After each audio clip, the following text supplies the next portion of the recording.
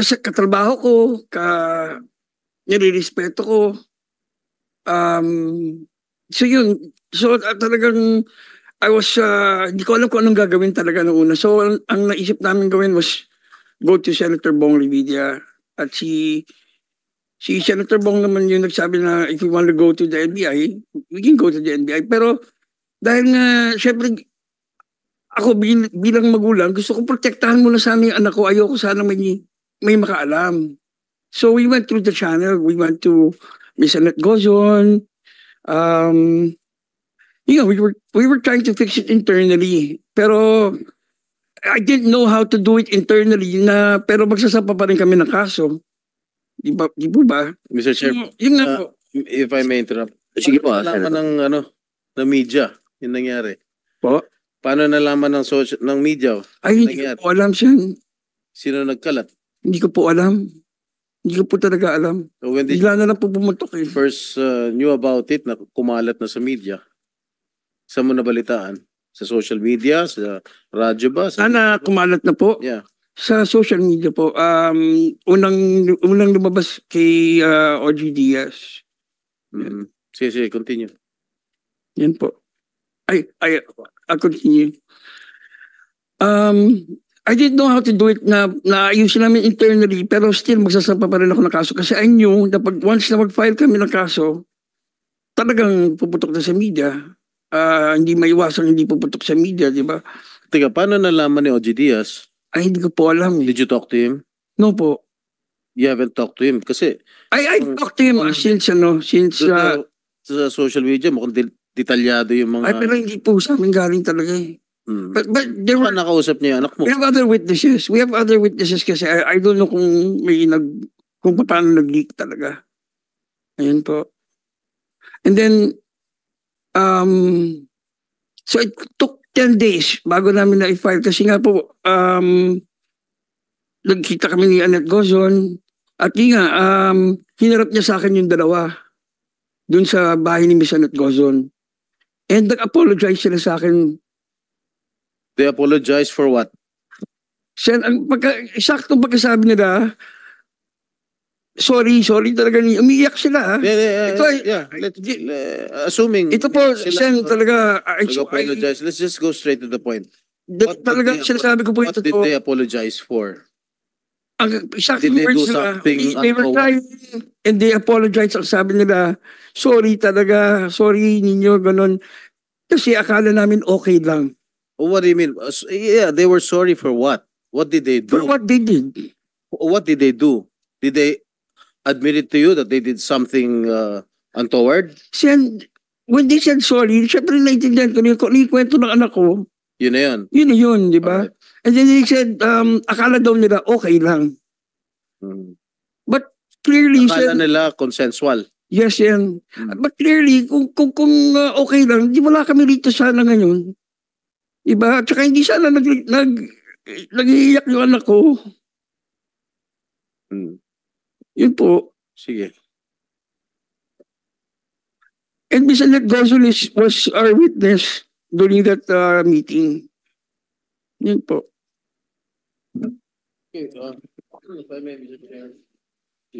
Let's just, Yes, Senator. I think this will be your last hearing, so we'll just go straight to the point. Jojo Nones and Richard Cruz, are you represented by any lawyer? You can give legal advice if you wish. All right. Thank you. Diba may bigote ka dati sa Facebook? May bigote ka, Jojo. Sino ba si Jojo dyan? Nag-ahit ka na? Ang bigote mo?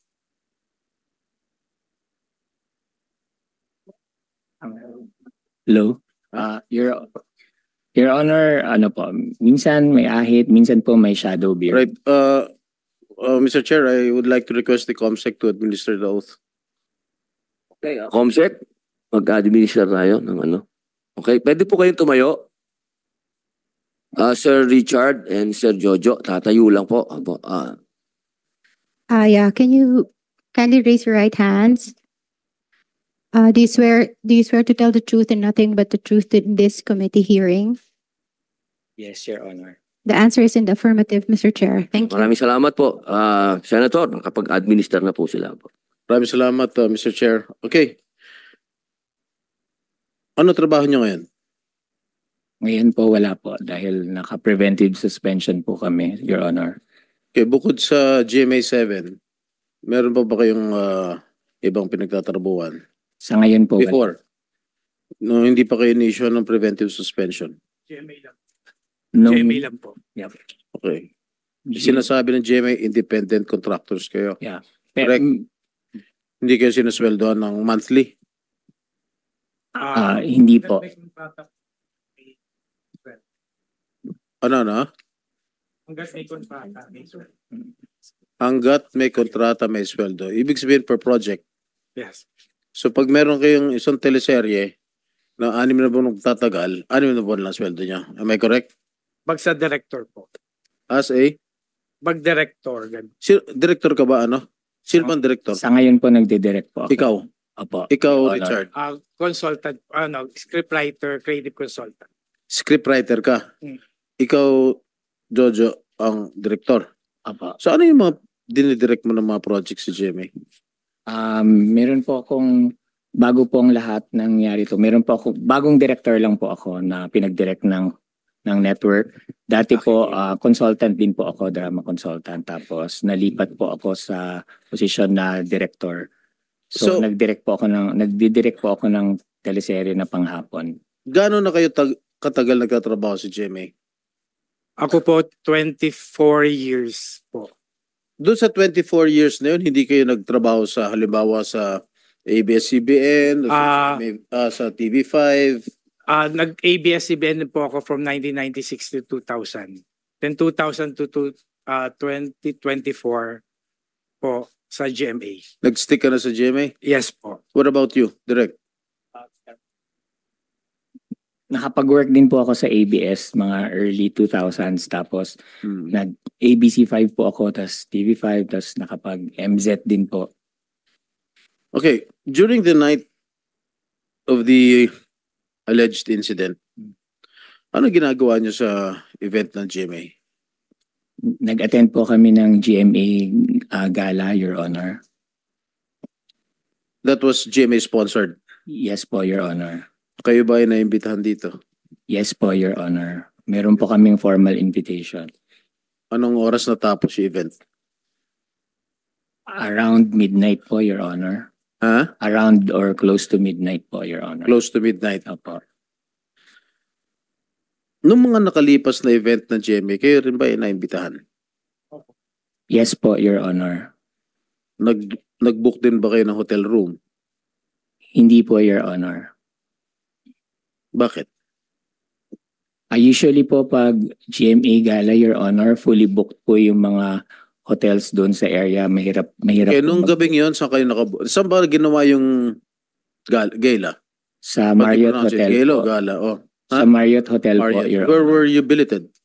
In Belmont Hotel po, Your Honor. So, Magkalapit. lang magkalapit. po. Yes po, Pwede Your Honor. kang lumakad.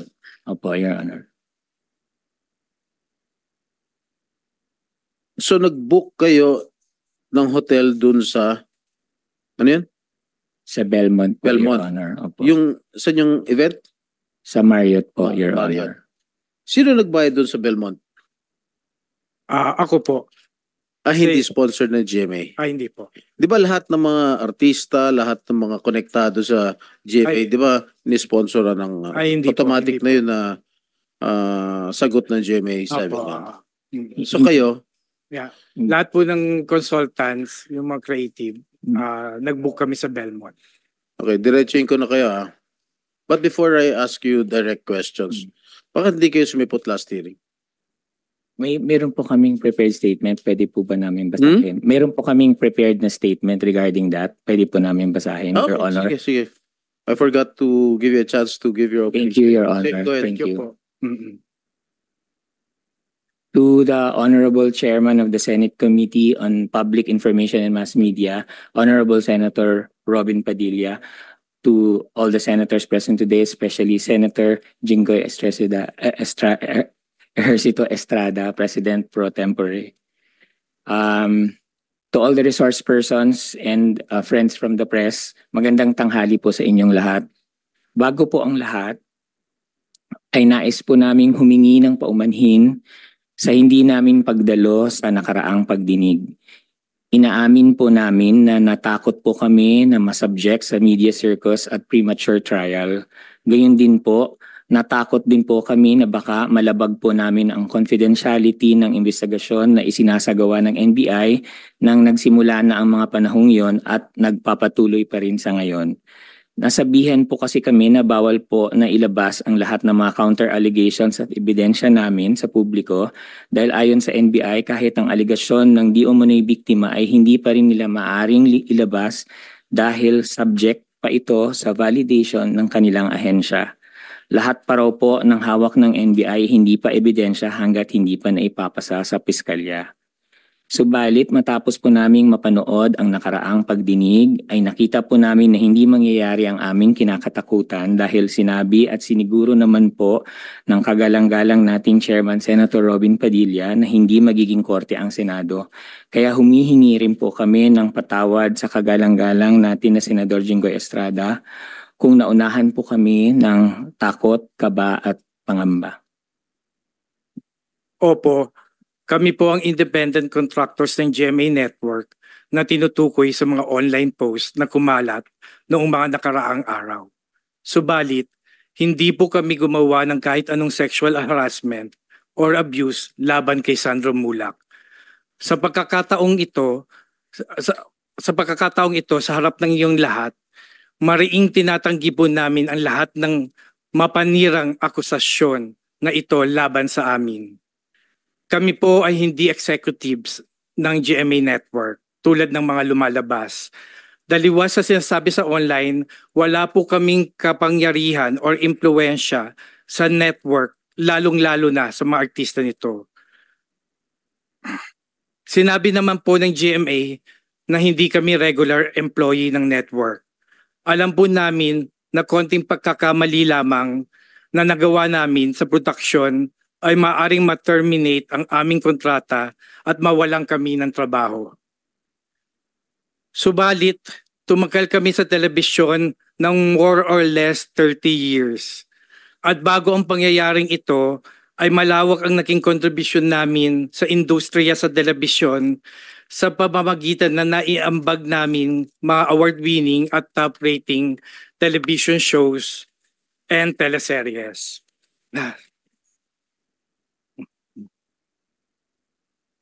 Okay. Tapos na? Hindi pa. Maganda po ang takbo ng aming karera. Sir Richard, tubig po? May tubig po kayo sa tabi po, ha? Opo. Okay. Mahaba ba yung ano? Ikaw ba Sandali lang po. scriptwriter ka? Baka mahaba yan. Hindi po.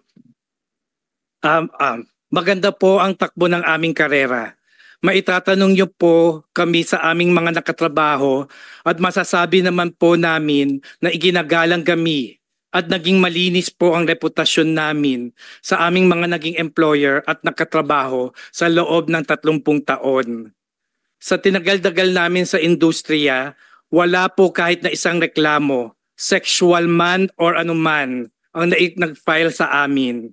Kaya hindi po namin sisirain ang iniingatan naming pangalan at karera at reputasyon para makapag-abuso o harass ng isang tao.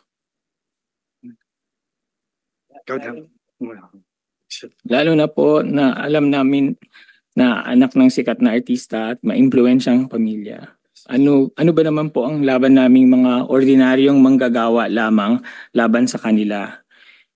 Hindi naman po namin itinatangging bakla kami, sa katunayan ang pagiging bakla namin ang isa sa mga dahilan kaya kami naging creative, artistic at nagkaroon ng skills na kailangan sa industriya.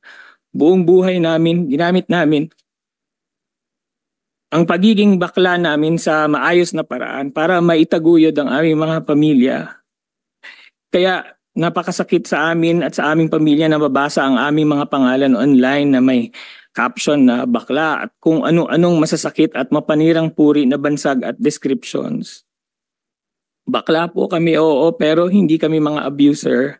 Bakla kami, oo, pero hindi kami gumagawa ng masama sa kapwa. bakla kami, oo, at may takot po kami sa Diyos. Sa huli kami rin po ay humihiling ng hustisya, mabigyan sana ng hustisya ang malisyosong pagbibintang sa amin. Kaya po naming mapatunayan sa piskalya o korte na wala kaming kasalanan. Hintayin lang po sana natin ang proseso, ang due process. Habang hinihintay po yan, humihiling po kami sa sambayanan na wag niyo po muna kaming husgahan. Iba ko na parang mga convicted na criminals. Kay Sandro, wala kaming ginawang masama sa iyo at alam mo yan sa puso mo. Hindi pa huli ang lahat. Magsabi ng totoo sa lahat ng mga sumusuporta sa amin. Lalo na ang mga nakatrabaho namin sa industriya na dahil kilala kami ay hindi naniniwala na magagawa namin ito. At sa lahat ng mga netizens na nagsasabi na ikaso muna at huwag kami i-publicity trial, maraming salamat po. Napakalaking bagay sa amin sa panahong ito ang ganyang mga mensahe. Maraming salamat din po sa komite, sa inyo, Senators Padilla at Senators Estrada, sa pagbibigay sa amin ng pagkakataon na magsalita, at maraming salamat po at magandang tanghali po sa inyo. Thank you, Maraming salamat po. Direk Jojo. Okay, basta dito sa Senado, pantay-pantay lang ang tingin namin, okay? We are gender sensitive here, okay? Thank you po, Your Honor. Pag membro ng LGBT, okay lang yan. Choice yan. Basta kami pantay-pantay lang tingin namin sa inyo lahat. Alright? Salamat po, Your Honor. Okay, sa opening statements ninyo, you deny all allegations that has been brought against you. Yes po, Your Honor. Both of you. Would you know kung ba't nagkaroon ng ganitong kabigat na reklamo sa inyo? Bakit nagre-reklamo Sandro na yung tatay ni Sandro, bakit nagre-reklamo ng gano'n? Hindi po talaga namin alam, Your Honor. At kanina sabi ni Mr. Mulak na nag-meet kayo sa bahay ni Attorney Annette Gozon, ang Vice President ng GMA7, na nag-apologize kayo. What did you apologize for? Your Honor, ang sabi po namin kay ninyo, we're very, very sorry, pero wala po kaming ginawang masama sa anak niya. You're very sorry for what? What did you apologize? We did not apologize po. Ang context po is sorry, pero wala po kaming ginawang masama sa anak niyo. No, why? Kung wala kayong ginawa, sandali lang. Kung wala kayong ginawang masama, ba't ka magsasorry? Ang context po kasi yung parang sorry, pero wala po kaming ginawang masama sa anak niyo. Hindi, medyo nagugulan ako, medyo may pagka-weirdo. Yun po yung buong sentence namin. Sorry, Robin, ha? Hindi, ganito lang, sorry, Robin. Ba't ako magsasorry sa'yo? Anong ginawa ko, di ba? Kasi buong sentence po siya, hindi lang po siya sorry. So, sorry po, pero wala po kaming ginawang masama sa anak niyo. Hindi nyo, pwede bang, kung meron kayo dadagdag doon sa sinabi, why did he apologize? For what?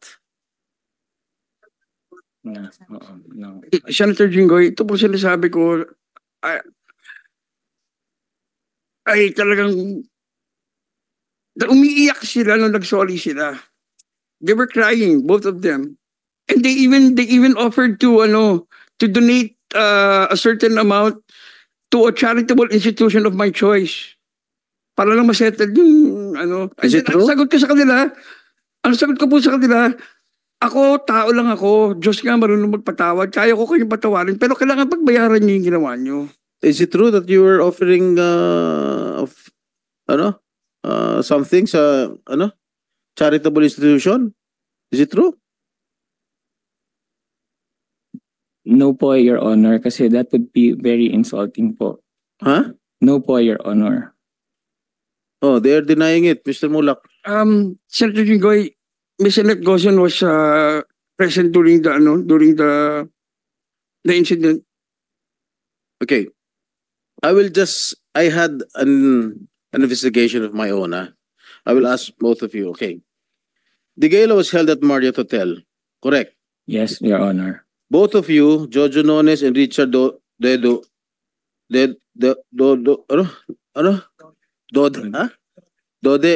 hindi Dede, are billeted at Belmont, which is a walking distance from Marriott Hotel. Correct?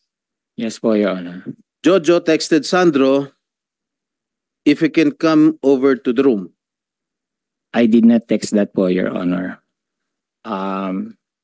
In fact Did you po, have the copy of the text messages? Kasi dinilit mo lahat eh. Nasa may telepono ko.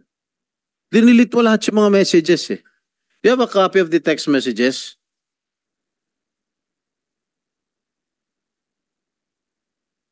You sure? yes Pag po, Your Honor. nirecover namin sa Globe yan o sa Smart yan, pakukulong kita rito. Now you better tell the truth. Yeah, I'm telling the truth po, Your Honor. You did not. Hindi po sa akin nanggaling. Kay Sandro po mismo nanggaling. Remember, you're under oath. Yes, Your Honor. Huh? Yes, Your Honor. Meron ba? If I you am can, under oath, if Your you can Honor. show me proof that Direct Jojo texted Sandro.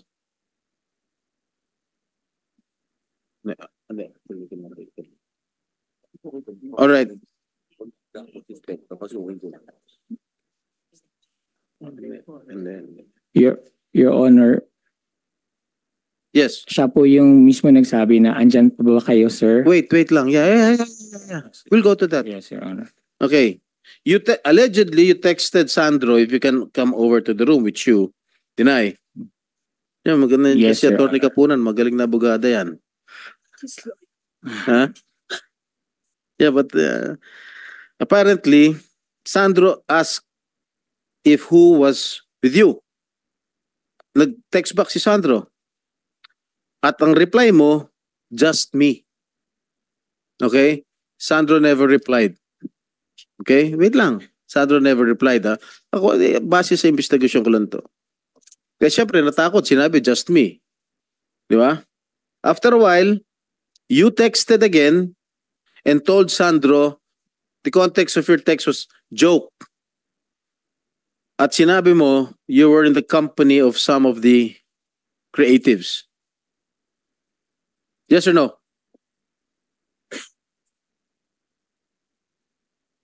Ang eksaktong Yes or no? ang eksaktong text ko po, Your Honor, I'm with Drama Peeps but we're wrapping up na. Yes. But you texted him joke, correct? Well, yes, Your Honor. Kasi nung una, nung just me po, kasi natutulog na po sa tabi ko si Dode. And then, Then just me, Sandro did not reply. And then when Yes, you po. replied joke, I was with some of the creatives. Mismo yung mga tao sa creatives. yes po, but creative I department. also said po, Correct? yes po, Your Honor. But I also said po, Your Honor, we're wrapping up na kasi I didn't want him to think po that Okay. anything about Okay. the just me text. After which, Sandro obliged to the invitation of Jojo. At doon nag-text si Sandro na pwede ba dumaan dyan? Sino-sino pa kayo nandyan? Yun yung lumalabas sa social media na hindi naman kinover kung ano yung prior conversation. Correct? Your Mm. Your Honor, wala pong invitation, wala pong direct invitation from me, from myself. Siya po yung nagsabi na pwede pa ba akong dyan, Kaya sir? nga. Kasi prior to that, inibitahan mo nga eh. Huwag ka na mag-deny, inibitahan mo na nga to come over your room. Hindi po, Your Tapos Honor. sinabi mo, tinanong nga ni Sandro, sino nandyan?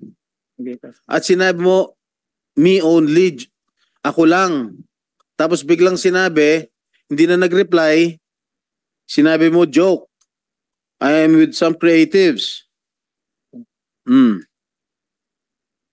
Your Honor, may we request for an executive session po so we can clarify things. No, wala pa naman, there's nothing sensitive here. As we go along, siguro. But, these are Hindi pa naman sensitive yung matter. facts of the case po, Your Huh? Honor. These are already facts So? of the case po, Your No, Honor. I'm Ito lang just po asking yung- you if it's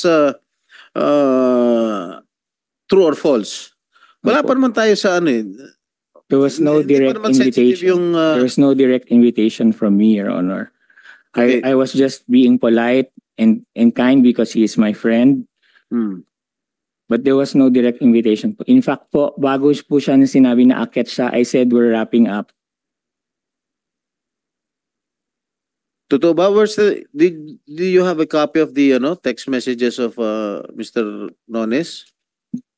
We have po, Your Honor. If I may answer, Yes, Your yes. Honor, Attorney Sharina Quintanilla Raz for Sandro. We do have proof of that, but we cannot show that at the moment because it is with the NBI. And as this explained earlier, the NBI is safeguarding the confidentiality of the pieces of evidence Do in you this have any case. representative from the NBI here? Yes. Good afternoon, Your Honor. I'm Attorney Zuleika Marie Esconales, the investigator on case, Your Honor. Do you have the copy of the text messages? The conversation?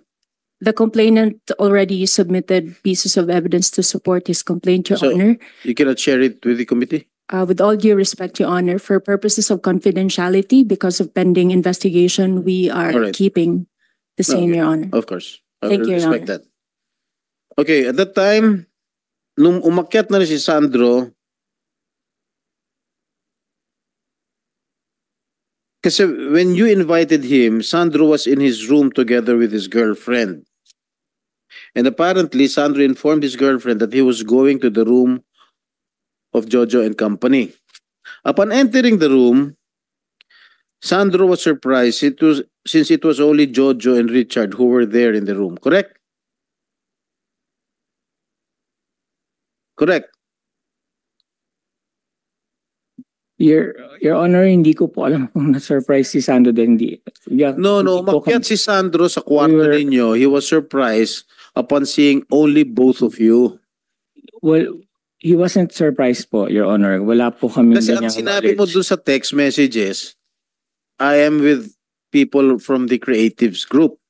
No po, sir. My exact message was just, we're wrapping up na.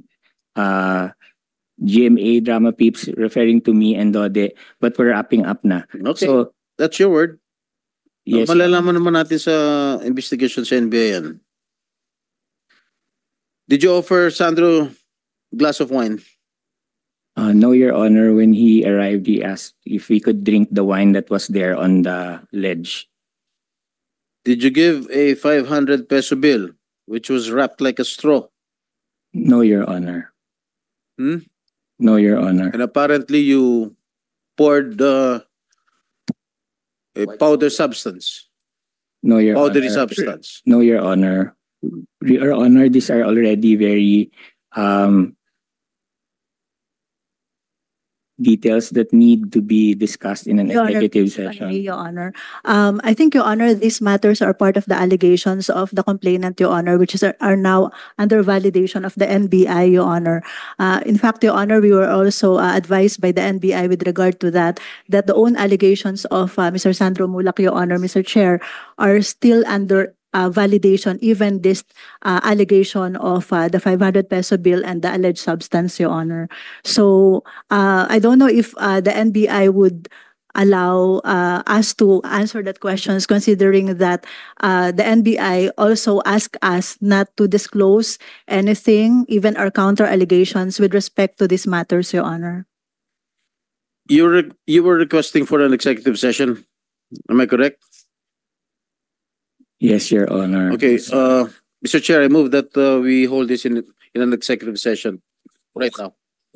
Meron po tayong motion na tayo po ay mag-executive session. Pakikiusapan lang po natin na maiwan lang po dito yung mga concern. Yung iba po,